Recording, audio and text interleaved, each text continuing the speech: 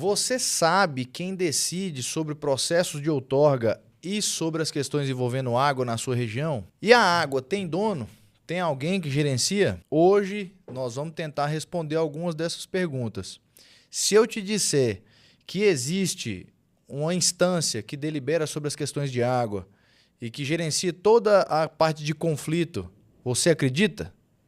Então hoje nós vamos falar do papel dos comitês. O que é o comitê, de onde que ele vem e qual a sua função.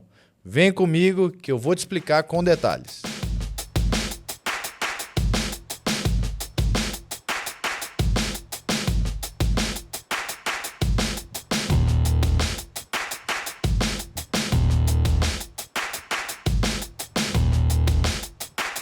Comitê de Bacia Hidrográfica. Existe no país inteiro, mas muitas pessoas ainda não entendem sua função, ou não sabem para que o comitê serve. E, muito objetivamente, o comitê ele se trata de um parlamento das águas. É como se fosse uma Câmara de Deputados que fala só de questões de água. E o comitê ele tem uma composição muito peculiar, porque, diferente das instâncias políticas, o comitê ele é multissetorial. Estão todos os setores representados dentro do comitê de bacias. Tem gente do poder público, tem gente dos usuários de água, tem a sociedade civil ambientalista, ao qual defende o meio ambiente, defende cada vez mais as questões ambientais.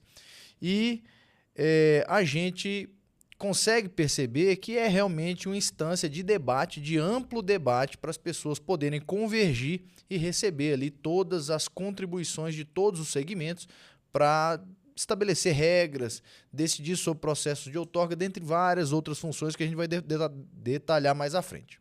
Os comitês de bacias hidrográficas eles surgiram desde a publicação da Lei Federal 9433 de 97. Lá surgiram todas essas ideias que hoje a gente está discutindo cada vez mais frequentemente na pauta azul, que é a pauta de água. Os comitês de bacias surgiram na 9433, as agências de bacias também surgiram nessa lei, assim como a cobrança pelo uso da água também foi estabelecida na 9433 lá em 1997.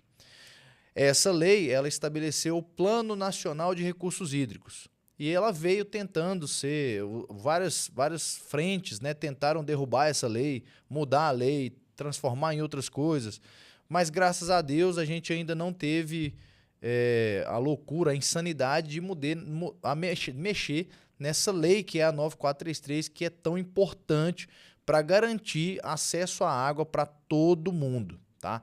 Inclusive, nós tivemos em 2022 uma tentativa através de um projeto de lei, que era o projeto de lei 4546, que ele tratava exatamente da revogação da 9433 e instituía a nova política de recursos hídricos.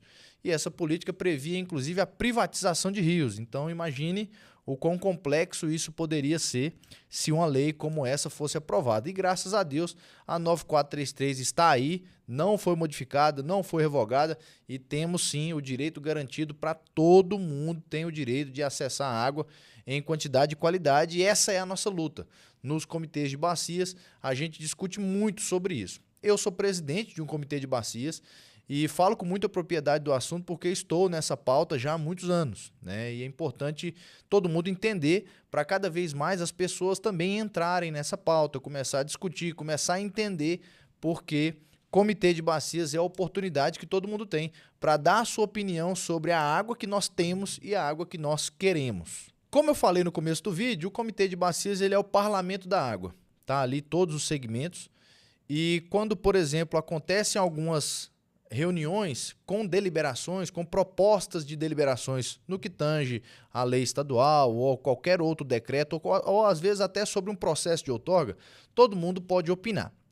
Mas é importante a gente explicar como que os comitês estaduais vieram. Eu falei com vocês que os comitês federais vieram a partir do Plano Nacional de Recursos Hídricos, que estabeleceu também o Conselho Nacional de Recursos Hídricos, mas depois da lei federal vieram as leis estaduais, ao qual estabeleceu os comitês estaduais. E é importante a gente separar porque existe o Comitê Federal do São Francisco, que ele arbitra sobre os processos de outorga que eu acabei de mencionar, na calha do São Francisco. fala sobre as barragens de grande porte, fala sobre desvios do rio, fala sobre transposição. Tem todo esse debate ali dentro do Comitê Federal. E os comitês estaduais estão o Comitê do Paracatu, o Comitê do SF1, SF2, SF3. Então tem todos os comitês afluentes do São Francisco, que são comitês que nascem e desaguam dentro do estado de Minas Gerais, e aí fica caracterizado que esse rio ele é um rio estadual e o comitê desse rio foi estabelecido através do Plano Estadual de Recurso Hídrico, né? Que aqui em Minas Gerais nós já temos todos os comitês instituídos, funcionando, tem o Fórum Mineiro, que é o conglomerado de todos esses comitês, e tudo já está funcionando há muitos anos. Mas é importante a gente explicar que nos comitês estaduais, conforme o decreto estadual, prevê que os processos de grande porte, conforme o decreto, né, enquadrado no decreto como de grande porte, todos esses processos precisam da deliberação do comitê. E aí é importante a gente entender dessa palavra deliberação, porque essa palavra deliberação ela está presente na 9433. Então, lá prevê que os comitês são consultivos e deliberativos. Eles deliberam, eles opinam sobre a qualidade da água, opinam sobre o plano de recurso hídrico, opinam sobre o processo de outorga. E sim, eles têm um poder deliberativo. Decidem pelo sim ou pelo não. E quando a lei foi atacada em 2022, como eu mencionei com vocês, a primeira mudança que eles tinham proposto era que o comitê seria meramente consultivos. E aí muda do deliberativo para consultivo, tirando todo o poder dos comitês. Mas como esse projeto de lei não avançou, os comitês ainda são deliberativos e têm muita força para poder decidir sobre a sua bacia hidrográfica, sobre os seus usos e planejar como que a bacia hidrográfica quer se comportar, né? Como que o comitê quer que essa bacia se desenvolva ao longo dos anos, considerando o desenvolvimento econômico, o uso das águas, o meio ambiente, o poder público municipal fazendo uso para cidades e por aí vai, tá? E aí, dentro dessas funções previstas no Plano Estadual de Recursos Hídricos, já falando mais objetivamente sobre o estado de Minas Gerais, estão as funções de planejamento, que principalmente versa sobre o planejamento do plano de recurso hídrico daquela bacia, né? Nós temos ali dentro do plano de cada comitê a previsão de quais são as ações que o comitê quer desenvolver, quais são as diretrizes, quais são as frentes que o comitê vai atacar com os projetos que consegue levar para essa área, né? E cada comitê tem a sua especificidade, cada bacia hidrográfica tem sua característica e, obviamente, as ações a serem desenvolvidas em cada comitê são diferentes, né? Tudo isso, como eu falei no começo, dialogando com o Estado, dialogando com os municípios, com os usuários e com a sociedade civil. Outra função muito importante é a mediação de conflitos. O comitê em Minas Gerais ele tem por prerrogativa a função de mediar conflito. E aí, quando vocês escutam a mediação de conflito, pode ficar subentendido ou mal entendido o que significa o conflito. O conflito pelo uso de água, muitas vezes, ele não acontece com uma briga de fato, com uma pessoa indo lá e batendo na outra.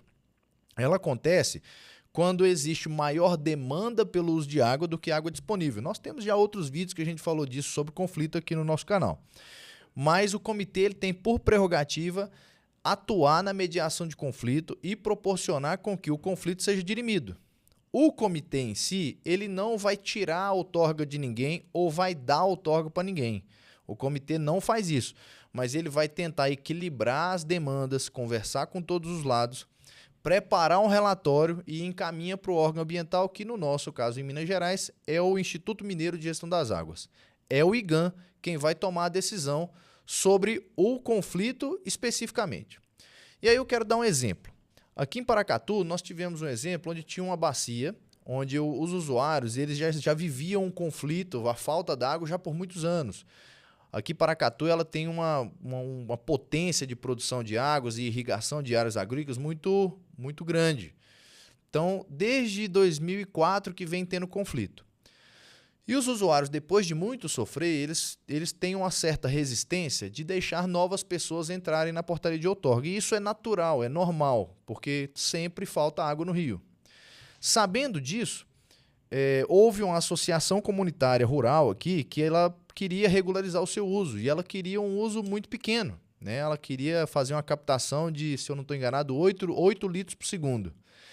E ela vinha tentando, através da CGL, que é a Comissão Gestora Local daquela área de conflito, tentando entrar na portaria de outorga. Tentou uma vez, tentou outra vez, e as coisas não iam bem, até que eles chegaram no comitê. Foi feita uma denúncia ao órgão ambiental, né, ao IGAM, e o IGAM falou, ó, comitê, eu preciso da sua atuação nisso, porque está complicada a situação. E aí foi lá o comitê para fazer a mediação do conflito, entender qual era o problema, por que a associação não estava sendo contemplada, com vistas que a associação tem apelo social, tem todo um apelo do uso das famílias, né, que são famílias carentes e por aí vai. Então, foi aí que o comitê interveio, conversou com todo mundo, sugeriu, naquele momento, que a associação e a CGL permitissem com que essa associação comunitária entrasse na portaria de outorga e, findado todas as tratativas, o comitê fez um parecer explicando todos os pontos que haviam sido levantados e encaminhados para o IGAM continuar a tratativa e a análise da outorga. Então, veja que o comitê ele tem essa capacidade e tem essa obrigação, essa função de entender todos os lados e reportar isso ao órgão ambiental, né?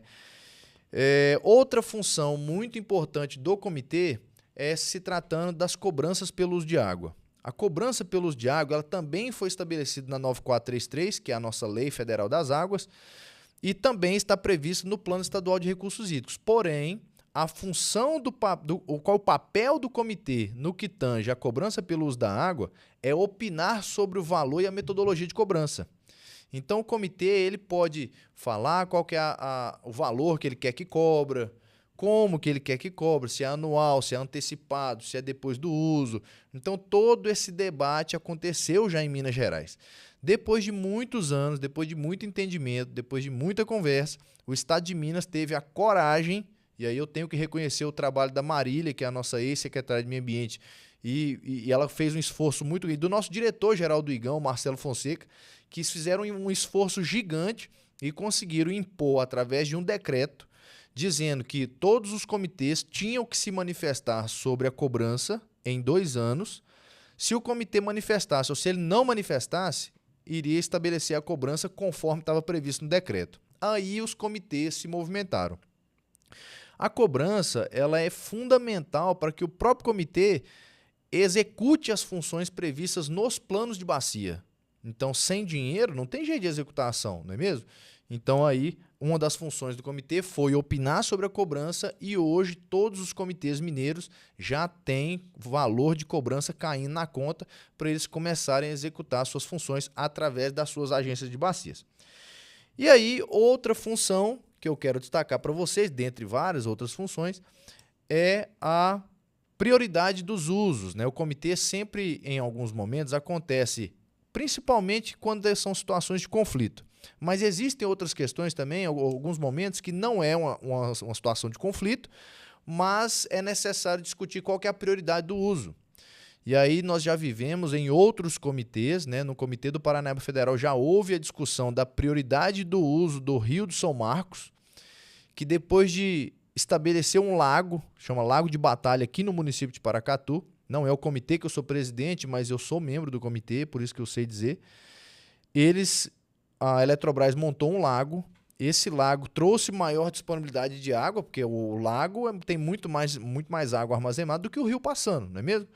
E eles armazenaram toda a água, muitos usos começaram a acontecer no lago, muitas pessoas querendo irrigar áreas agrícolas, produzir cereal na margem do lago, e isso trouxe uma demanda muito grande para o lago, impactando na geração de energia. Então começou a ter muito problema, a Agência Nacional de Águas negava pedido de outorga do pessoal que pedia para irrigar cerealíferas, né, para produzir cereais, e a Eletrobras pressionando para não dar mais outorga porque estava faltando água para a produção de energia elétrica. E aí o comitê se debruçou no assunto e depois de muito debate com os usuários, com a Eletrobras, com o governo federal, com a Agência Nacional de Águas, com todos os atores, optou por dar como prioridade na bacia do São Marcos o uso agrícola.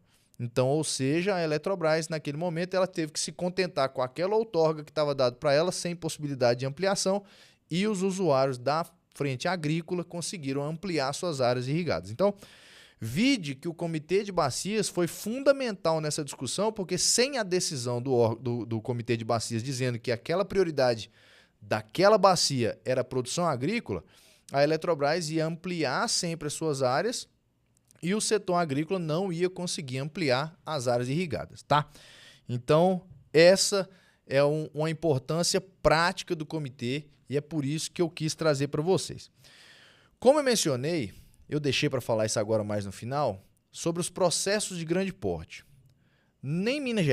Aqui em Minas Gerais, nós temos a classificação conforme o decreto estadual de intervenções de outorgas, né?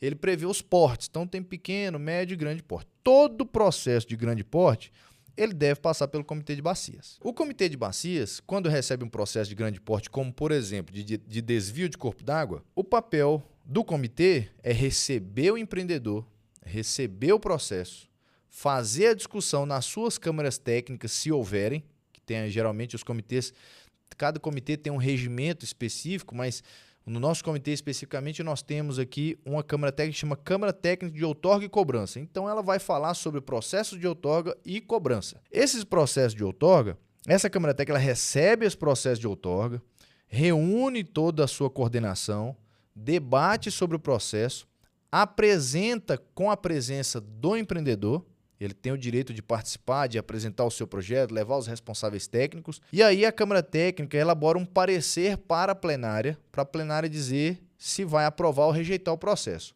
A CETOC ela já pode levar um entendimento preliminar, ela já pode levar se ela concorda com o processo, se ela refuta o processo, coisas nesse sentido. Se aprova ou reprova, né? Ela pode impor condicionantes, pode sugerir medidas, pode sugerir melhorias no processo, pode baixar em diligências para melhorias, então várias outras coisas podem ser sugeridas. E aí sim, quando for para a plenária vai decidir pela aprovação ou reprovação do mesmo.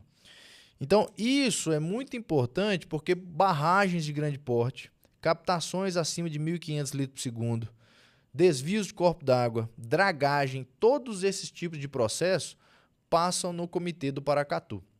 Nós já tivemos no passado um processo de uma mineradora que ela comprou um passivo ambiental onde ela queria desviar um corpo d'água para minimizar a quantidade de metal pesado, porque era uma área realmente um passivo ambiental gigantesco, que não tinha sido feito pela empresa, mas ela, quando ela assumiu a mineração aqui na nossa cidade, ela assumiu todos esses passivos também. E ela decidiu por fazer uma medida de remediação que consistia também no desvio do corpo d'água, para evitar a contaminação, né? Desviava a água para evitar a contaminação.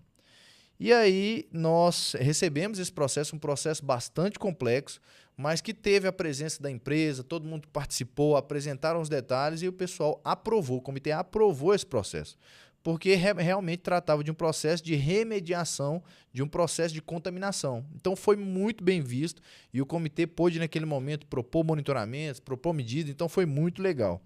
Da mesma forma que já teve no passado processos como por exemplo, teve recente uma barragem que ela havia sido proposta, a construção dela, que ela tinha 5 quilômetros de talude, da parte da barragem, a parte daquele maciço da barragem, tinha 5 quilômetros de comprimento.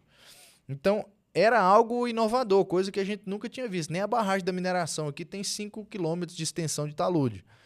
Então, quando a gente foi ver, era um processo totalmente torto, assim, sabe? Muitas pessoas criticaram o processo.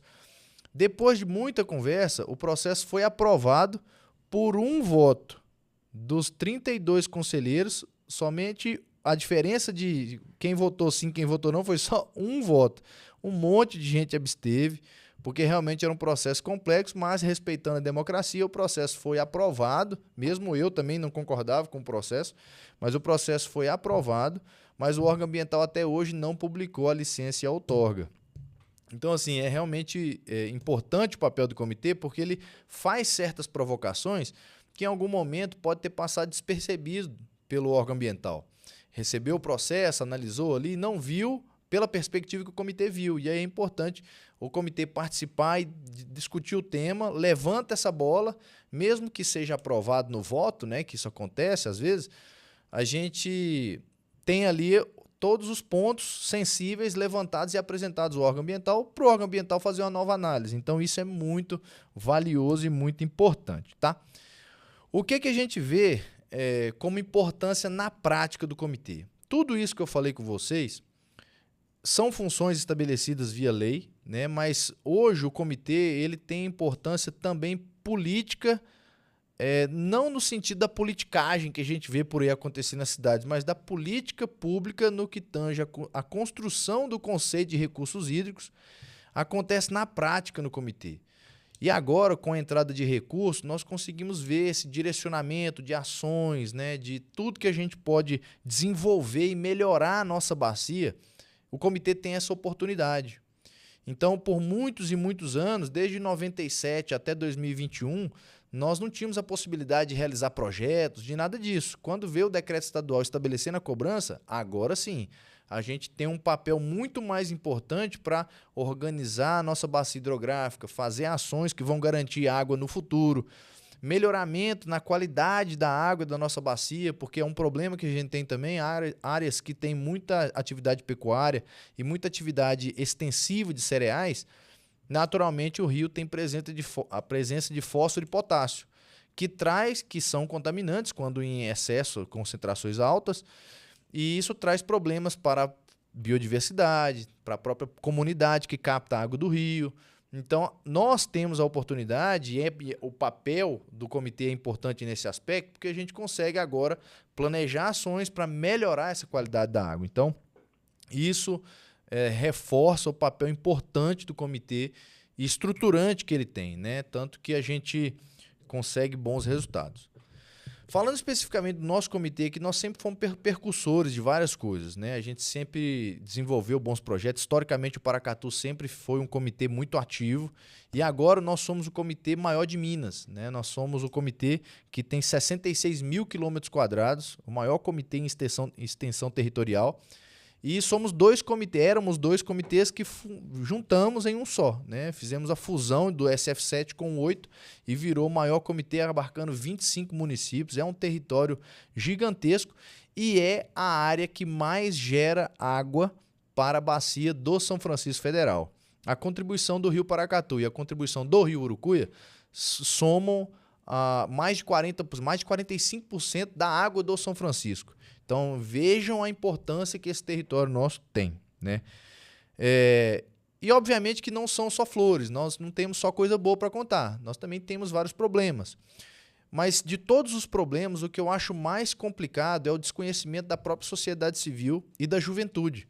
Porque a juventude, muitas vezes, a pauta água, ela é tão estruturante, ela é tão importante, mas, ao mesmo tempo, nós não temos os poderes públicos vendo isso como importante e relevante para a sociedade.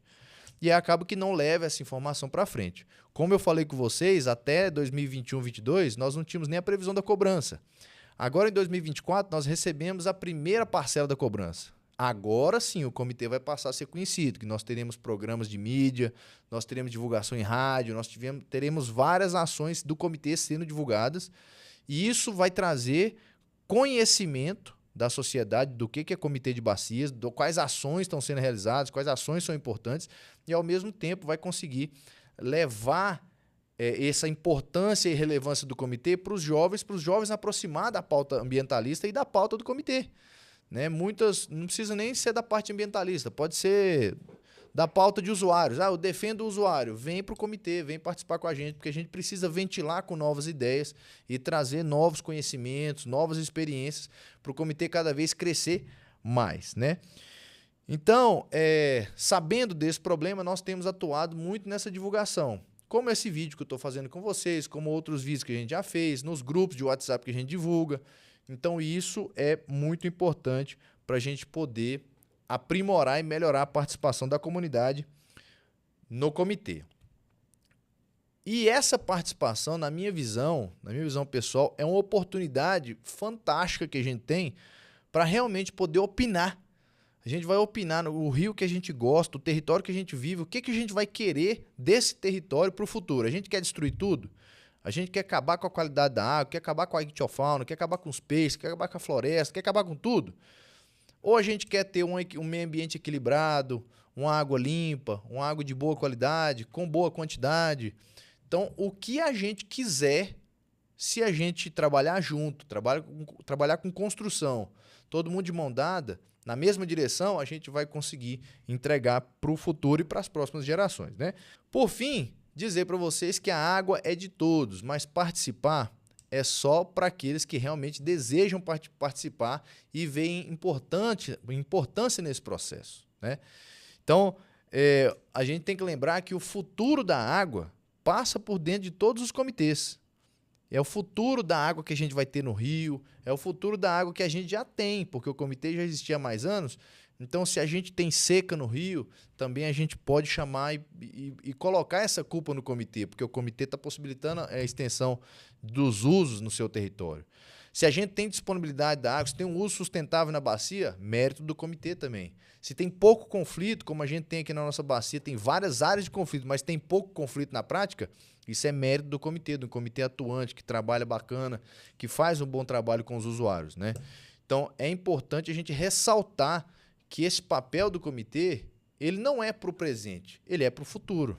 Se você quer entender um pouco mais a respeito de comitê de bacias, sobre água, sobre gestão, siga a gente aqui no YouTube, que eu estou sempre trazendo informação para vocês, ou então siga a gente nas nossas páginas, que é Tobias, @TobiasVieira A no Instagram, e aqui no YouTube, Tobias TP Vieira, que a gente está sempre trazendo assunto relacionado à água e sempre falando sobre o comitê de bacias. Beleza?